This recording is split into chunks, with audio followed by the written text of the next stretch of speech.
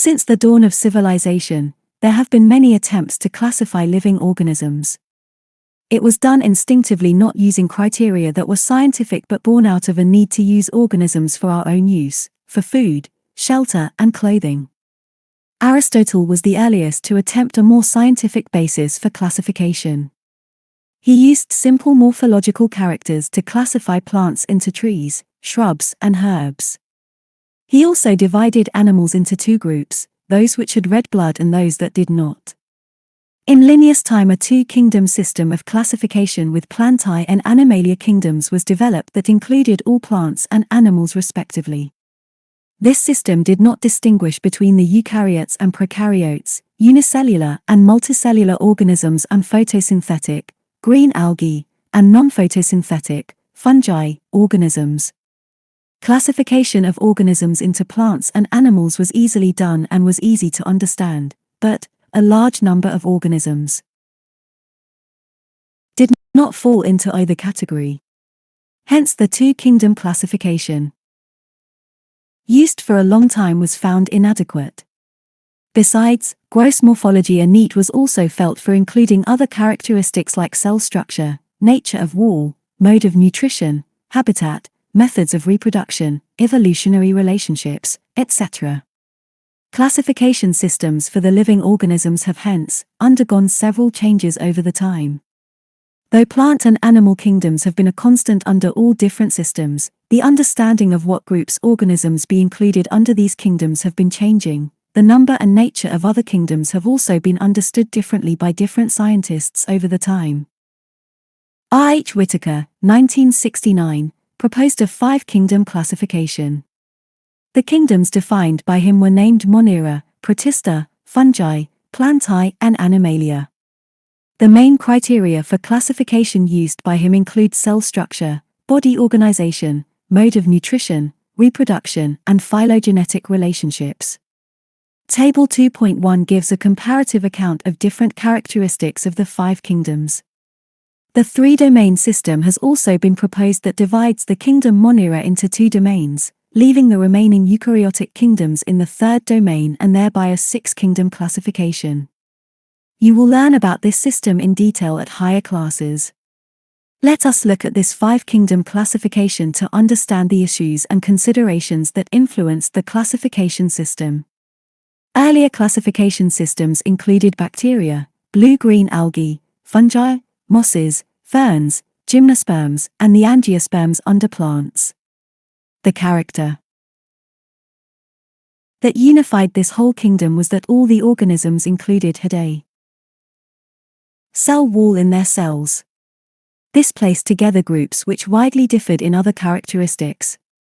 It brought together the prokaryotic bacteria and the blue-green algae, cyanobacteria, with other groups which were eukaryotic.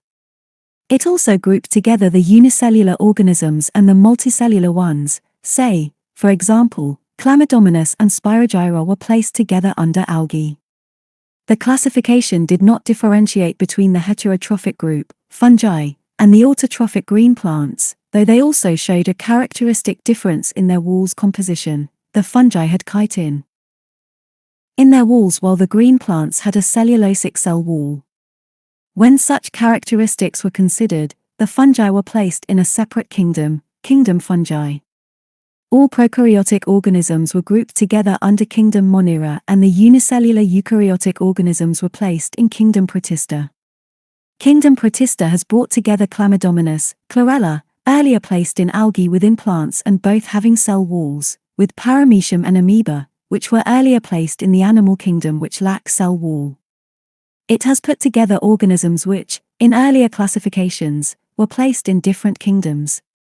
This happened because the criteria for classification changed. This kind of changes will take place in future too, depending on the improvement in our understanding of characteristics and evolutionary relationships. Over time, an attempt has been made to evolve a classification system which reflects not only the morphological, physiological, and reproductive similarities, but is also phylogenetic, i.e., is based on evolutionary relationships. In this chapter we will study characteristics of kingdoms Monera, Protista, and fungi of the Whittaker system of classification. The kingdoms Plantae and Animalia, commonly referred to as plant and animal kingdoms, respectively, will be dealt separately in chapters 3 and 4. 2.1 Kingdom Monera. Bacteria are the sole members of the kingdom Monera. They are the most abundant microorganisms. Bacteria occur almost everywhere. Hundreds of bacteria are present in a handful of soil.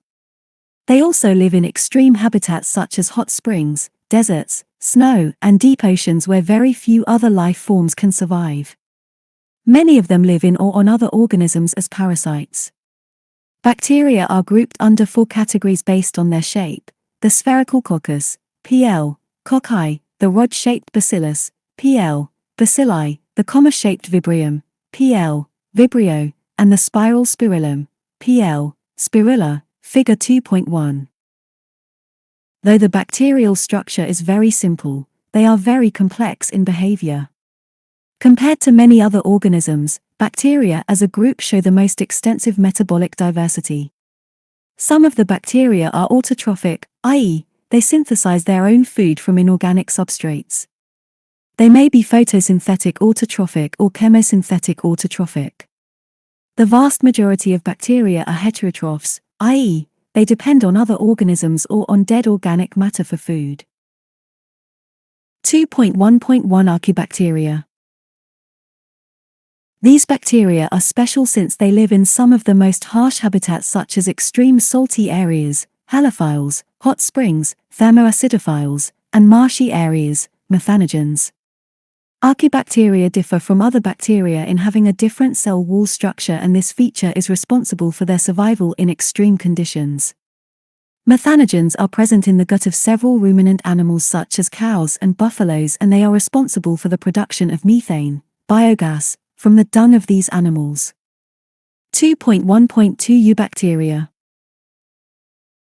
There are thousands of different eubacteria or true bacteria. They are characterized by the presence of a rigid cell wall, and if motile, a flagellum. The cyanobacteria, also referred to as blue-green algae, have chlorophyll similar to green plants and are photosynthetic autotrophs, figure 2.2. The cyanobacteria are unicellular, colonial or filamentous, freshwater marine or terrestrial algae. The colonies are generally surrounded by gelatinous sheath. They often form blooms in polluted water bodies. Some of these organisms can fix atmospheric nitrogen in specialized cells called heterocysts, example, Nastark and Anabina. Chemosynthetic autotrophic bacteria oxidize various inorganic substances such as nitrates, nitrites and ammonia and use the released energy for their ATP production. They play a great role in recycling nutrients like nitrogen, phosphorus, iron and sulfur. Heterotrophic bacteria are most abundant in nature. The majority are important decomposers. Many of them have a significant impact on human affairs.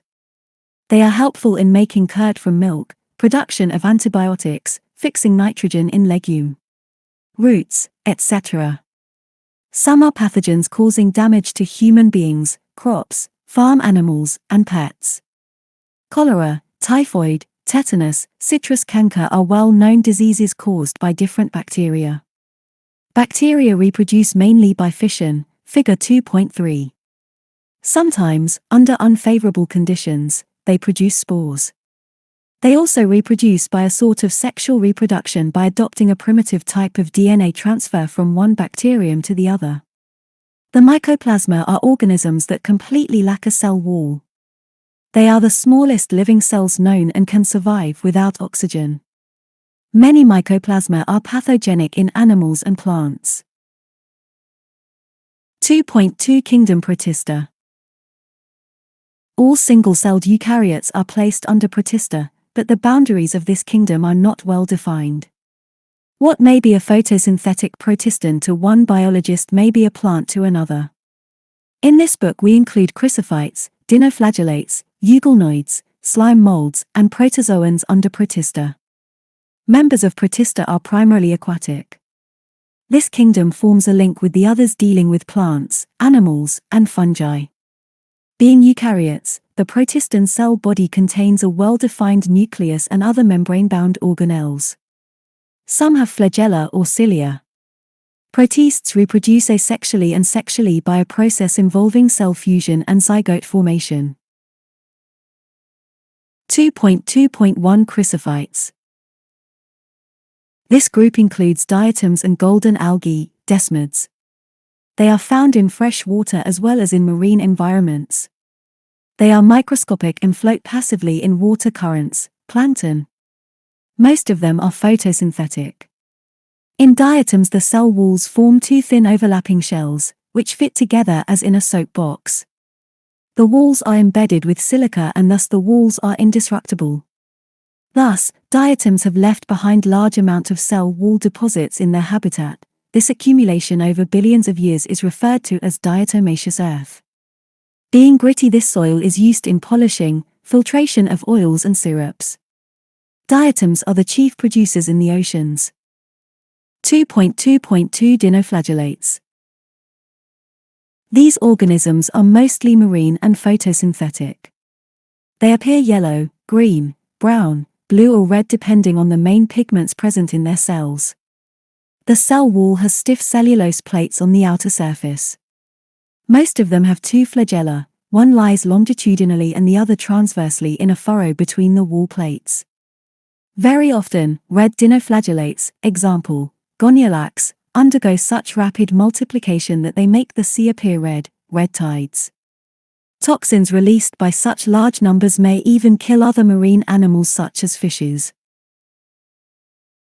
2.2.3 Euglenoids. Majority of them are fresh water organisms found in stagnant water. Instead of a cell wall, they have a protein-rich layer called pellicle which makes their body flexible. They have two flagella, a short and a long one. Though they are photosynthetic in the presence of sunlight, when deprived of sunlight they behave like heterotrophs by predating on other smaller organisms. Interestingly, the pigments of euglenoids are identical to those present in higher plants. Example, Euglena, figure 2.4b. 2.2.4 Slime molds. Slime molds are saprophytic protists. The body moves along decaying twigs and leaves engulfing organic material. Under suitable conditions, they form an aggregation called plasmodium which may grow and spread over several feet. During unfavorable conditions, the plasmodium differentiates and forms fruiting bodies bearing spores at their tips. The spores possess true walls. They are extremely resistant and survive for many years, even under adverse conditions. The spores are dispersed by air currents. 2.2.5 Protozoans. All protozoans are heterotrophs and live as predators or parasites. They are believed to be primitive relatives of animals. There are four major groups of protozoans. Amoeboid protozoans. These organisms live in fresh water, seawater or moist soil. They move and capture their prey by putting out pseudopodia, false feet, as in amoeba. Marine forms have silica shells on their surface. Some of them, such as entamoeba, are parasites. Flagellated protozoans. The members of this group are either free-living or parasitic. They have flagella. The parasitic forms cause diseases such as sleeping sickness. Example, trypanosoma. Ciliate protozoans. These are aquatic, actively moving organisms because of the presence of thousands of cilia. They have a cavity, gullet, that opens to the outside of the cell surface. The coordinated movement of rows of cilia causes the water laden with food to be steered into the gullet. Example, Paramecium, figure 2.4d. Sporozoans. This includes diverse organisms that have an infectious spore-like stage in their life cycle. The most notorious is Plasmodium, malarial parasite, which causes malaria, a disease which has a staggering effect on human population. 2.3 Kingdom fungi. The fungi constitute a unique kingdom of heterotrophic organisms. They show a great diversity in morphology and habitat. You must have seen fungi on a moist bread and rotten fruits. The common mushroom you eat and toadstools are also fungi. White spots seen on mustard leaves are due to a parasitic fungus. Some unicellular fungi, example, yeast, are used to make bread and beer. Other fungi cause diseases in plants and animals. Wheat rust causing Coccinia is an important example. Some other source of antibiotics, example, penicillium. Fungi are cosmopolitan and occur in air, water, soil and on animals and plants. They prefer to grow in warm and humid places. Have you ever wondered why we keep food in the refrigerator? Yes, it is to prevent food from going bad due to bacterial or fungal infections. With the exception of yeasts, which are unicellular, fungi are filamentous. Their bodies consist of long, slender thread-like structures called hyphae. The network of hyphae is known as mycelium. Some hyphae are continuous tubes filled with multinucleated cytoplasm. These are called cenocytic hyphae. Others have septae or cross walls in their hyphae. The cell walls of fungi are composed of chitin and polysaccharides. Most fungi are heterotrophic and absorb soluble organic matter from dead substrates and hence are called saprophytes. Those that depend on living plants and animals are called parasites.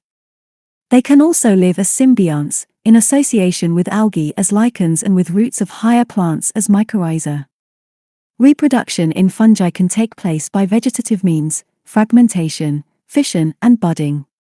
Asexual reproduction is by spores, called conidia or sporangiaspores or zoospores, and sexual reproduction is by oospores, ascospores, and basidiospores. The various spores are produced in distinct structures called fruiting bodies. The sexual cycle involves the following 3 steps. I. Fusion of protoplasms between 2 motile or non-motile gametes called plasmogamy. 2. Fusion of 2 nuclei called karyogamy. 3. Meiosis in zygote resulting in haploid spores.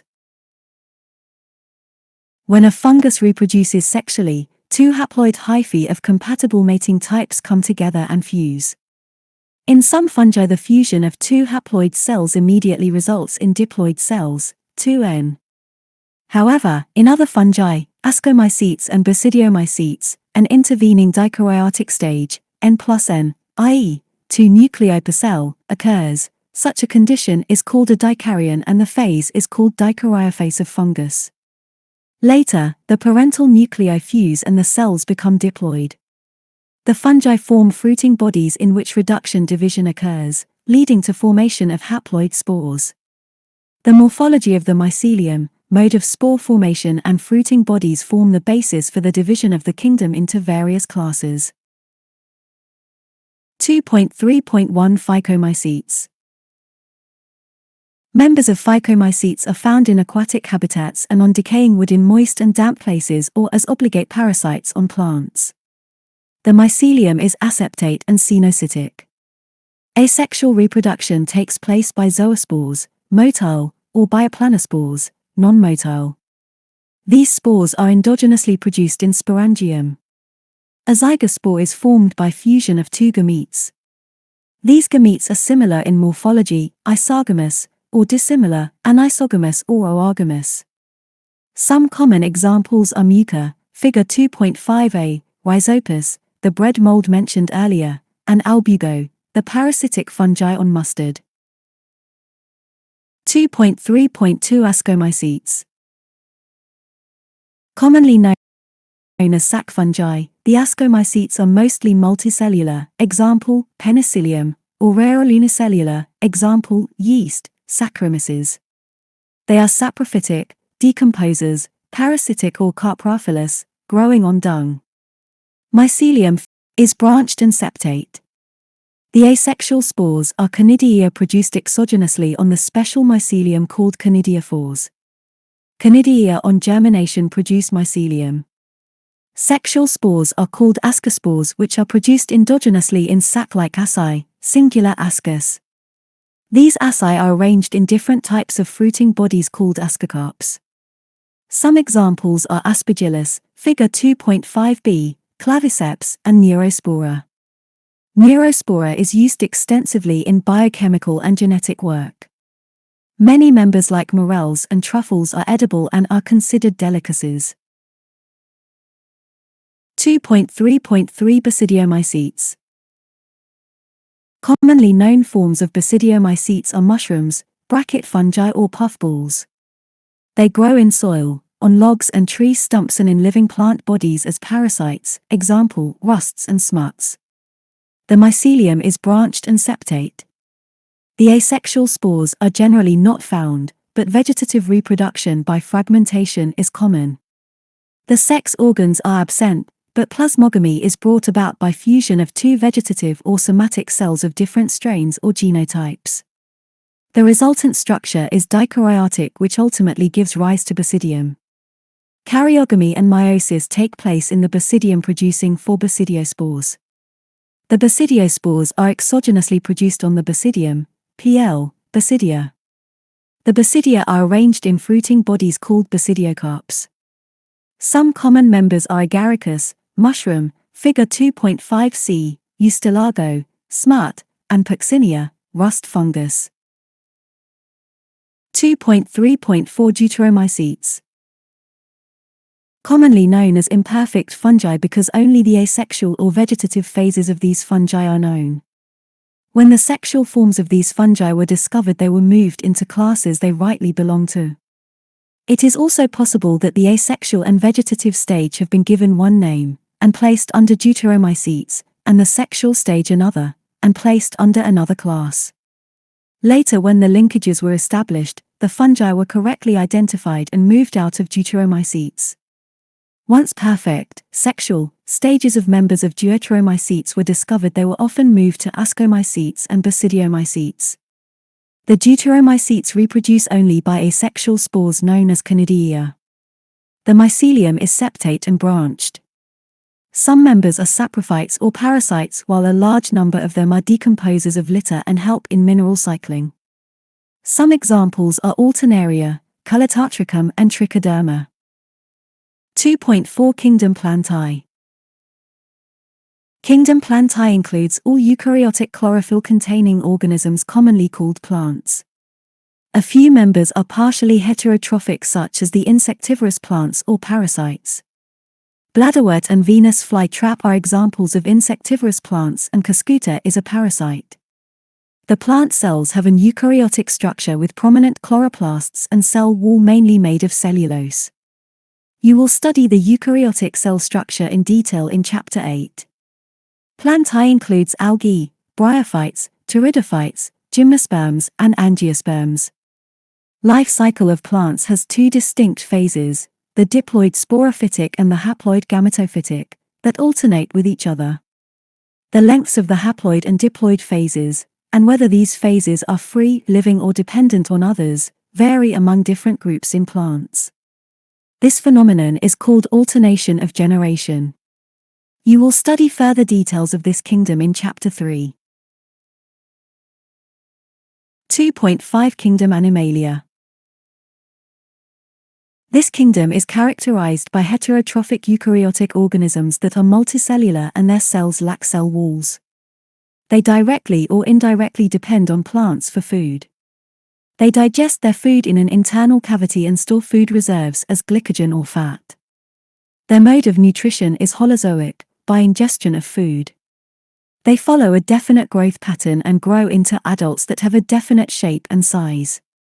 Higher forms show elaborate sensory and neuromotor mechanism. Most of them are capable of locomotion. The sexual reproduction is by copulation of male and female followed by embryological development. Salient features of various phyla are described in Chapter 4. 2.6 Viruses, viroids, prions, and lichens. In the five-kingdom classification of Whitaker there is no mention of lichens and some acellular organisms like viruses, viroids, and prions. These are briefly introduced here. All of us who have suffered the ill effects of common cold or flu know what effects viruses can have on us, even if we do not associate it with our condition. Viruses did not find a place in classification since they are not considered truly living, if we understand living as those organisms that have a cell structure. The viruses are non-cellular organisms that are characterized by having an inert crystalline structure outside the living cell. Once they infect a cell, they take over the machinery of the host cell to replicate themselves, killing the host. Would you call viruses living or non-living? Virus means venom or poisonous fluid. Dmitry Ivanowski, 1892, recognized certain microbes as causal organism of the mosaic disease of tobacco, figure 2.6a. These were found to be smaller than bacteria because they passed through bacteria-proof filters. M.W. Bajarinek, 1898, demonstrated that the extract of the infected plants of tobacco could cause infection in healthy plants and named the new pathogen virus and called the fluid as Contagium vivum fluidum, infectious living fluid.